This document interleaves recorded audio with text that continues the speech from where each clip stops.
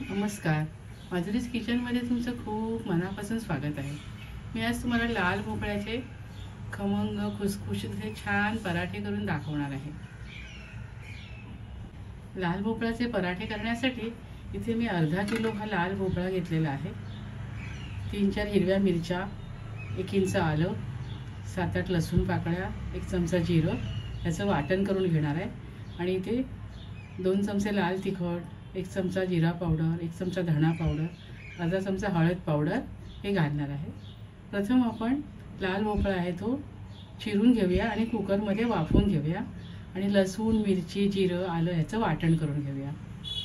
इथे हा लाल भोपळा मी कापून घेतला आहे बघा, असे तुकडे करून, आणि हा कुकरमध्ये त्यात पाणी न घालता मी वाफवून घेते।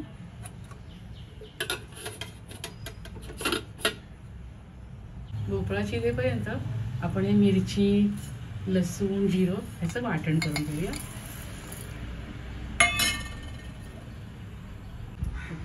इथे हा लाल भोपळा मी उकडून घेतलाय, आता मी हे साल काढून स्मॅश करून घेते। इथे बघा साल काढून मी भोपळा किसून घेतलाय। आता आपण पीठ भिजवायला घेऊया। पराठे करण्यासाठी इथे 2 वाटी मी गव्हाचं पीठ घेतलंय,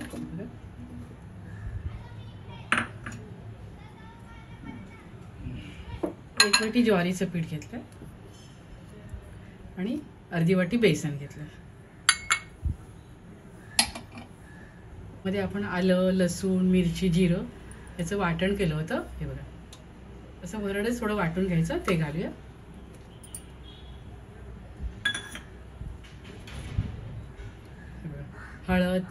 हळद, तिखट, जिरे पावडर, धणे पावडर हे घालूया आणि वर हा भोपळा घालूया। उकडल्यामुळे छान पिठामध्ये मिक्स होतो। यामध्ये आपण कोथिंबीर घालूया। कोथिंबीर जरा भरपूर घालायची।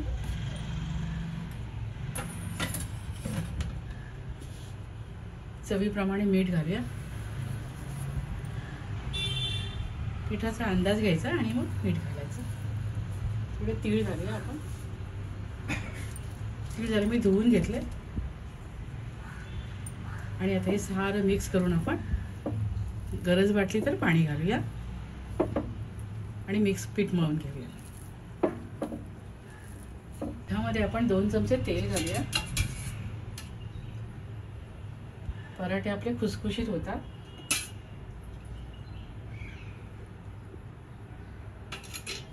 आणि यामध्ये मी बेसनाचाही वापर केलेला आहे। बेसनामुळे पराठे आणखीन खुसखुशीत होतात। इथे आपलं पराठेचं पीठ मळून झालंय।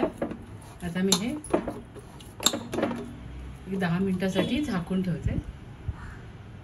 इथे पिठाला 10 मिनिटं झाली आहे। आता मी यातनं एक गोळा घेते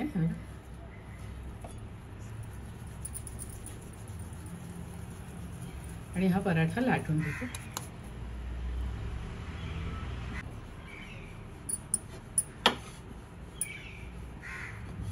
तुम्ही आवडीप्रमाणे त्रिकोणी, चौकोनी तुम्हाला कसे हवे तसे तुम्ही पराठे लाटू शकता। इथे हे 2 पराठे मी लाटून घेतले बघा, एवढ्या जाडीचे करायचे। थोडे जाड असले ना की पराठे खायला छान लागतात। आता आपण हे पराठे शेकून घेऊया।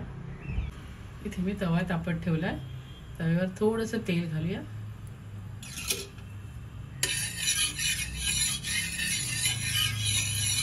आणि यावर आपण पराठा घालूया।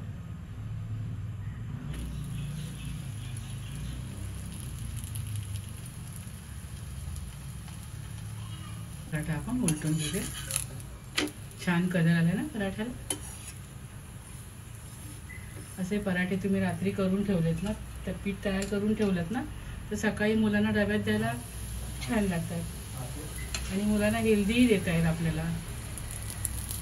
त्याच्यामध्ये ज्वारीचं पीठ आहे, गव्हाचं पीठ आहे, बेसन आहे, शिवाय लाल भोपळा खूप हेल्दी असतो।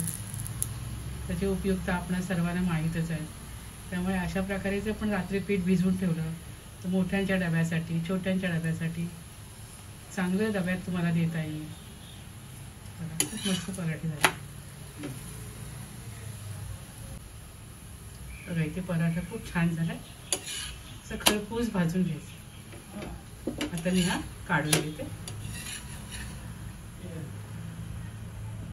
दुसरा पराठा मी अशा प्रकारे चांगला शेकून घेतला बघा।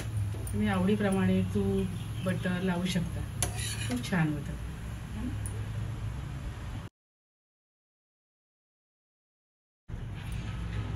इथे छान खमंग आणि खुसखुशीत असे लाल भोपळ्याचे पराठे मी केलेत, खूप छान झालेत।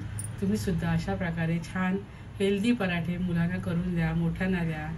खात राहा, आनंदी राहा, स्वतःची काळजी घ्या आणि माझे व्हिडिओ पाहत राहा। शेअर करा, लाईक करा, आठवणीने सबस्क्राईब करा। धन्यवाद।